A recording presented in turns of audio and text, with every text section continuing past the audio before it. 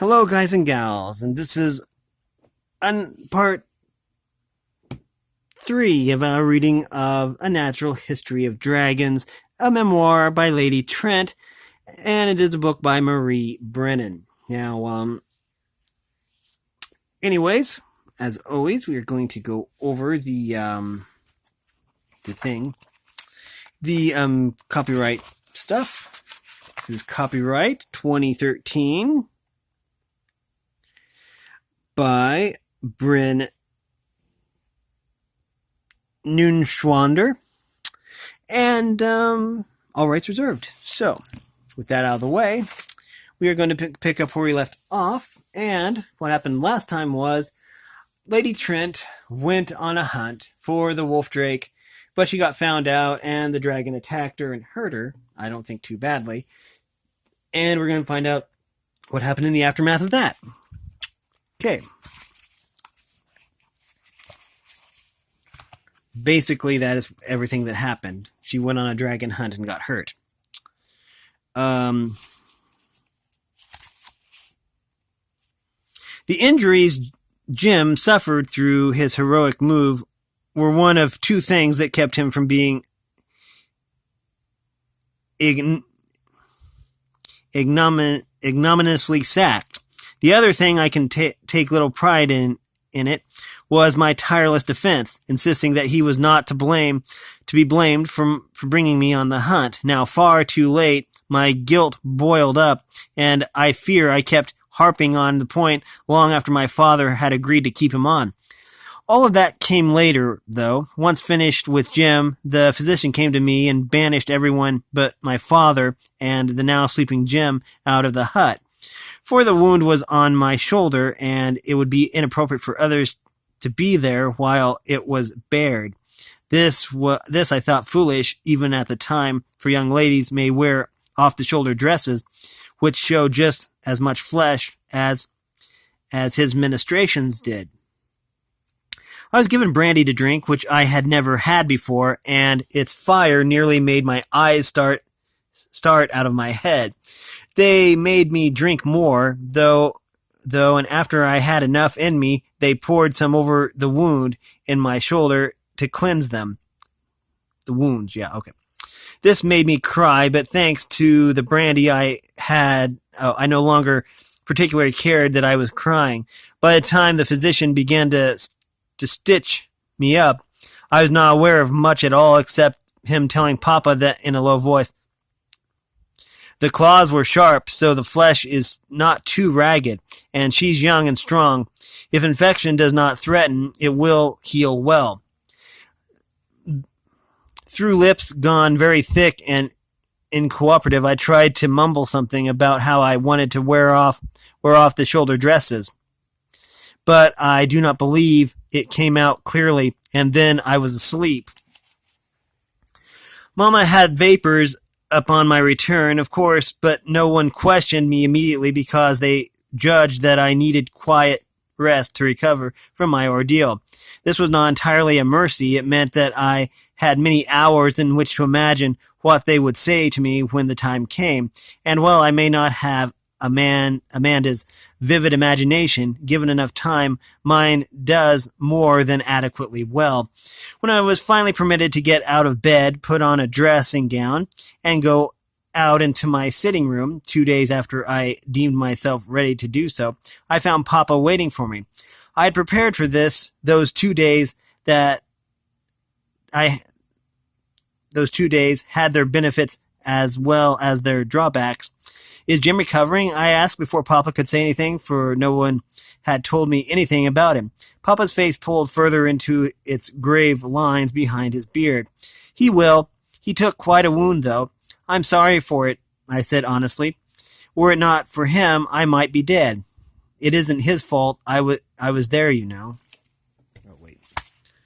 38. Okay. Sighing, Papa gestured for me to sit down. I settled into a chair rather than the love seat he indicated, not wanting to look as though I might need to use it as a fainting couch. I know, he said, a word of weariness in his voice. Madness like that could never have been his idea to begin with.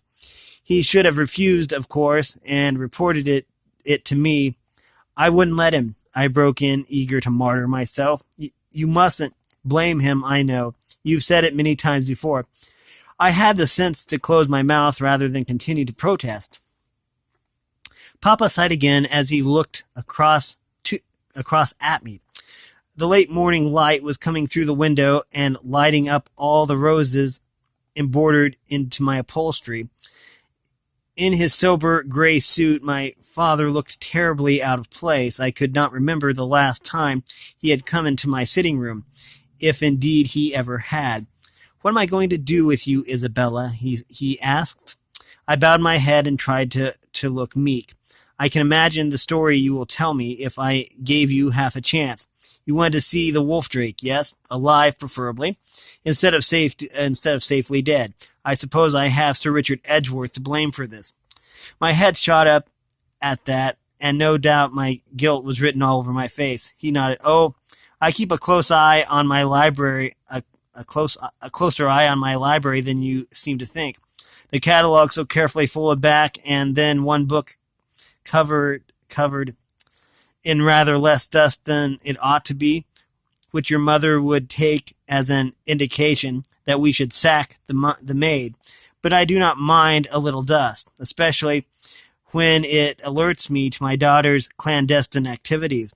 Inexplicably, they made my eyes fill with tears. Oh, this made my eyes fill with tears, as if skulking around in his library were a thing to be repented of more than my wolf drake escapade.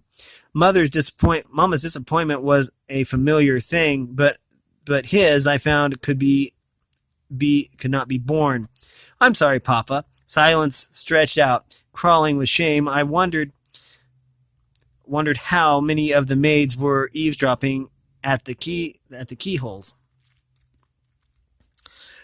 At last Papa straightened and looked me in the eye. I have to think of your future, Isabella, he said, as do you. You won't be a girl forever. In a few years, you must find a husband for you, and that will not be easy if you persist in making trouble for yourself. Do you understand?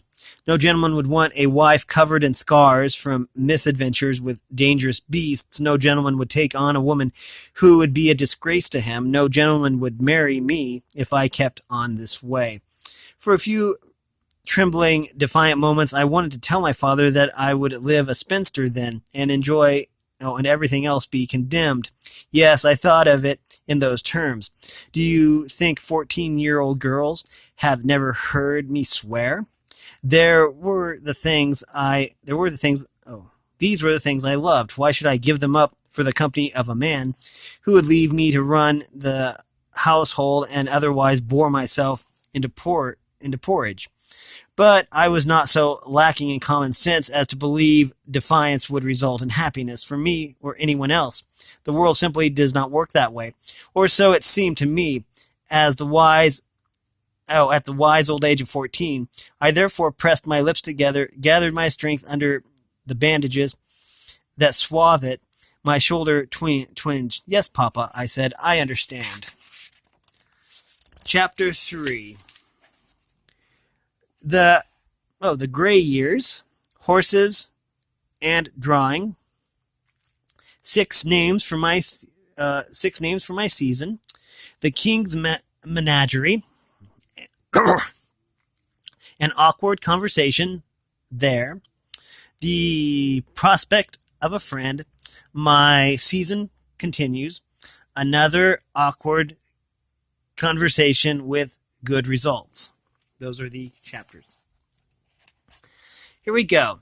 I will spare you anything like a lengthy account of the 2 years that followed. Suffice it to say that I forever after referred to them as the gray years, for attempting to force myself into the mold of a proper young woman against my true inclinations, drained near all color from my life. My collection of oddments from the natural world went away, ripped out onto the ground of the small wood behind our house. The cards I had written up to label various items were buried with great, not to say melodramatic ceremony. No more would I bring home anything dirtier than the occasional flower picked from the garden. Only Greenie remained tucked away where Mamma would not find him. That was one treasure I could not bring myself to forswear. I would I would be a liar, though, if I pretended that I gave up on my passions entirely. Horses were an acceptable pastime, if dragons were not, and so in company with Amanda Lewis, I turned my attention to them. They had no wings, a fault I never quite forgave them for, but I learned a great deal about them in those 2 years. The various breeds and their conformations, patterns of coloration, and different gaits, both those that occurred naturally and those that could be taught. I kept extensive diaries in a cipher Mamma could not read, noting therein 1,000 details of equine nature, from appearance to movement, behavior, and more. Horses, as it happened, led indirectly to a new and unexpected source of pleasure. While my shoulder was healing, and indeed for a long time afterwards, I was considered too delicate to ride, but I could not stand to be in the house all the time. I therefore had the servants place a chair by the paddock on fine days, and there I sat to sketch. People often say kind and utterly misguided things about my talent for art. The truth is, I have no talent and never did. If any of my youthful sketches survived, I would show them as proof. They were as clumsy as any beginners, but drawing was a suitable accomplishment for a young lady, one of the few I enjoyed, and I am nothing if not stubborn. So, through determined practice, I learned the rules of perspective and shadow, and how to render what I saw with a charcoal or pen. Andrew, bored with his turn of events, abandoned me for a time, but he could be persuaded to tell me when the horse doctor was coming to treat injuries or birth foals, and so I learned anatomy. Mamma, relieved to see me take up something like a lady-like pastime, turned a blind eye to these excursions. At the time, this seemed a sorry replacement for my grand adventures, which were, I thought, over for good. With the wisdom of age, though, I had come to be grateful for the fruit of these gray years. They honed my eye and taught me to keep notes on what I saw, two skills which have formed the basis of all my accomplishments since. For all that, though, they were 2 very dull, very tedious years. Their end came with my 16th birthday and my official transition from girl to young woman. Mamma therefore looked to my future, or rather, I should say, put into action the plans she had been forming since I was born. She had great ambition for my marriage.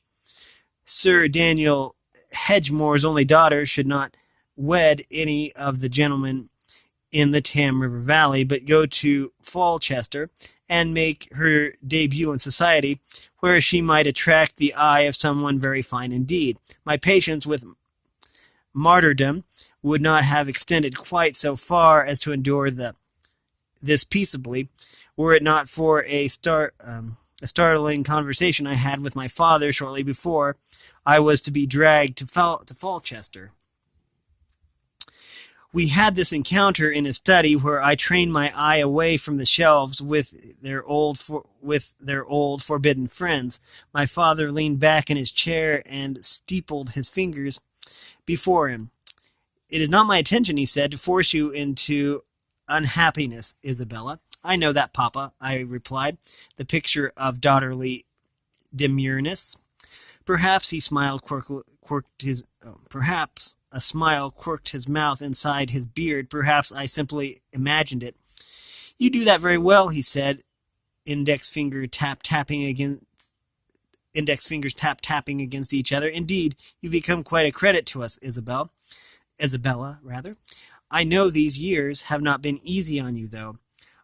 To this I did not respond, having nothing ladylike to say. I valued his approval too much to cast it aside. After a pause, he said, "Matchmakers have gone out of fashion these days. We seem to think we can do better without professional aid. But I have taken the liberty of paying one to assemble a small list, which you will find on the table at your side. Mystified, I found the paper and unfolded it. It revealed 6 names. A husband willing to fund a library for his bookish wife is not so easy to obtain. Most would see it as a pointless expense. You might, however, find one willing to share his library. The gentlemen on that list are all amateur scholars, with well-stocked studies. Papa's eyes gleamed at me from beneath his brows, and the lines around them threatened to crinkle up. I have it on good authority that the one I have underlined possesses a copy of A Natural History of Dragons. Also, I had not allowed myself to think that name for 2 years. It struck me with roughly the same force I imagine accompanies the name of a girlhood love, not seen for ages. For a moment, I understood Manda and her sensational novels. Before I succeeded in finding words, Papa went on, I have not secured any of these for you. This task remains for you and your mother, who would not thank me for my interference. They are all eligible, however, and should you snare one, I promise my consent.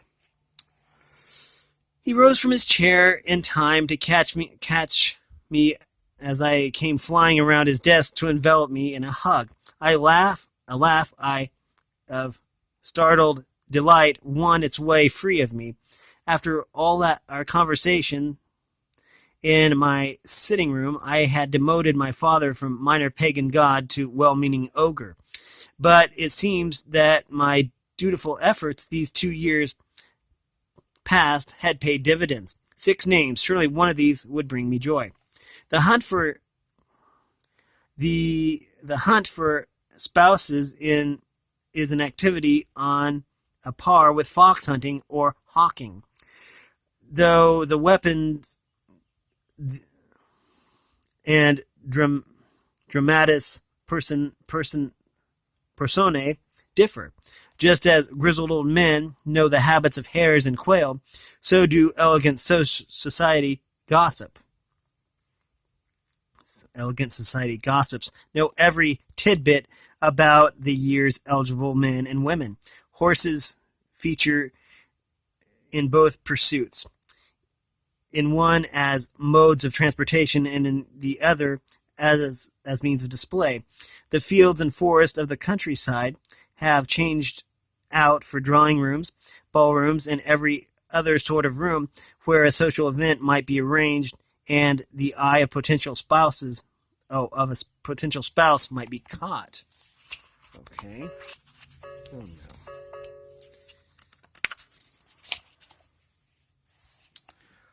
So did society descend upon Falchester, and the horns sounded, and the beginning of the hunt. Gossip about such matters ages badly. Who said what to whom, and where is swiftly forgotten, replaced by fresher meat. At my advanced years, such minutiae of my youth rank somewhere between the Gloucestershire tax rolls and the complaints of one's hypochondriac great aunt for their interest in the modern audience. I shall trouble you only with the part that had lasting effect, which is the day I went to the King's Menagerie. I was not supposed to go. Mama's scrupulous plans called for me to be seen riding in the park that afternoon. She intended to make me a virtue of my country upbringing by displaying my skills in the saddle, but she, poor woman, had come down with a stomach ailment. I suspect bad fish at Renwick's the night before, and could not accompany me. By a stroke of luck, Andrew was in town at the time and came by to discharge his filial duty by commiserating with our mother. He was not yet hunting a wife at that time. He was idling his way through university, changing his mind every other week as to whether he would prefer to join the army and shoot at people in foreign places. But he was still my best ally among my brothers, and so when Mama fretted about the disruption of her plans, he offered to be my escort for the day. She did not consider this ideal. He might be mistaken for a suitor of mine by those who did not know him, but I had no other chaperone arranged. Amanda, who had come out and promptly wed the previous year, was housebound by the expectation of her first child and could not be there to assist. Andrew's offer was better than my wasting the time at home, and so she agreed with reluctance. Andrew caught my arm as soon as we were away from her door. Don't put on riding clothes, he said. Sotto voce. We're going to the Menagerie. I blinked at him, surprised but not uncooperative. I enjoyed riding, but out in the countryside, trotting around the park in boorish circles, held little appeal. But we shan't get in. Yes, we shall, he said, his eye gleaming with conspiratorial pleasure. The Countess of Granby has arranged for the tour, and I am permitted a guest. I knew little of the Menagerie, except that the king's late father had established it on spacious grounds downstream from Falchester, and the son had spared no expense to see it stocked with every exotic creature that could be persuaded to survive in captivity. It existed primarily for the entertainment of the royal family, with the occasional public days, which I, growing up in rural Tamshire, had no chance to experience. As Andrew could well guess, a tour would be a rare treat for me. Our guide was Mr. Sworgan, the king's naturalist. Under his direction, the menagerie was organized according to broad type. Birds in one place, mammals in another, reptiles in a third, and so on. Stuffed and mounted specimens of these creatures that had passed on stood alongside the cages of those that still lived.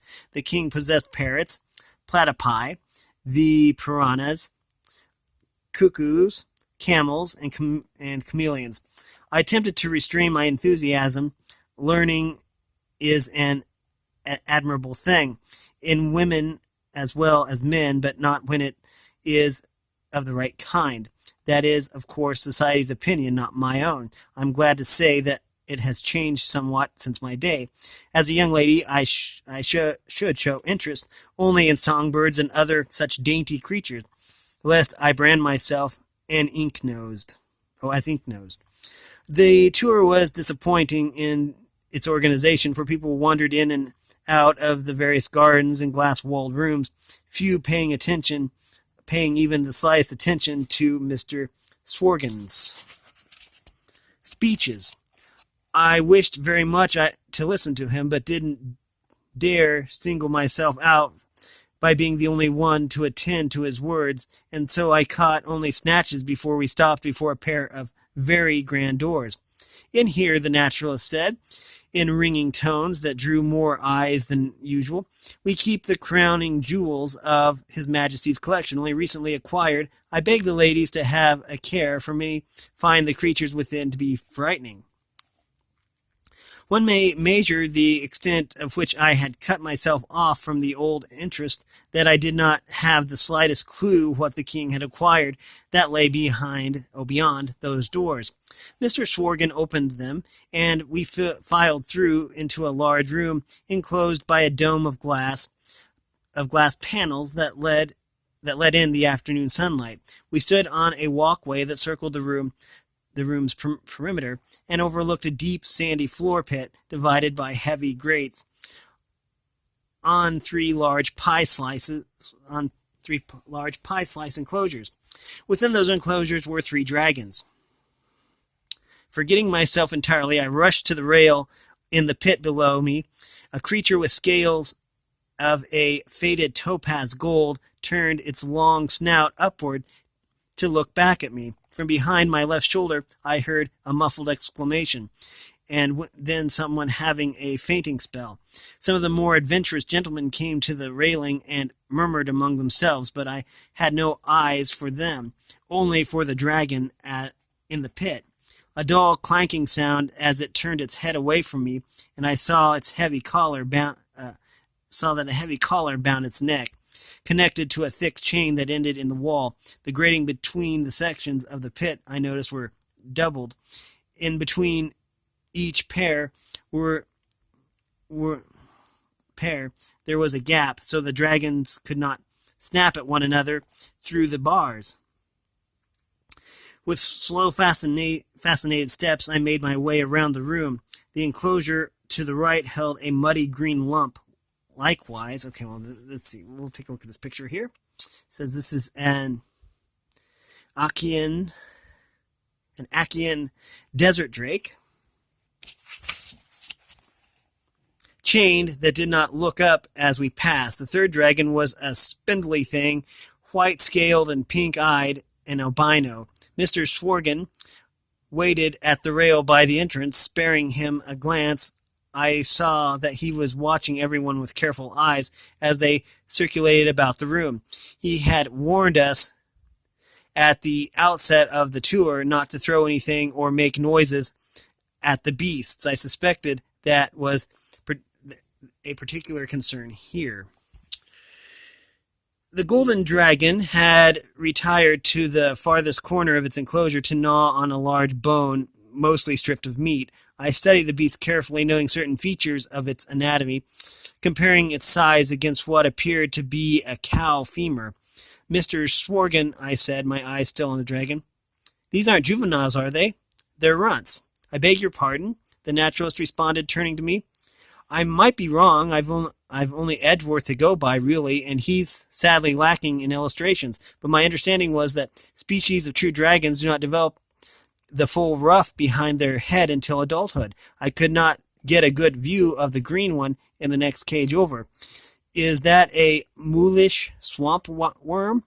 But these cannot be full-grown adults, and considering the difficulties in keeping dragons in a menagerie, it seems to me that it might be simpler to collect runt specimens rather than to deal with the eventual maturation of juveniles. Of course, maturation takes a long time, so one could... We're going to stop that here, and we're going to find out what happens next time. We've been reading from A Natural History of Dragons, a memoir by Lady Trent, and it is a book by Marie Brennan. If you like this content, then make sure you like and subscribe and ring the bell so you know when I upload. Also, if you want to support me in any way, all that information will be in the description below. As always, thanks for watching, everyone, and have a great day.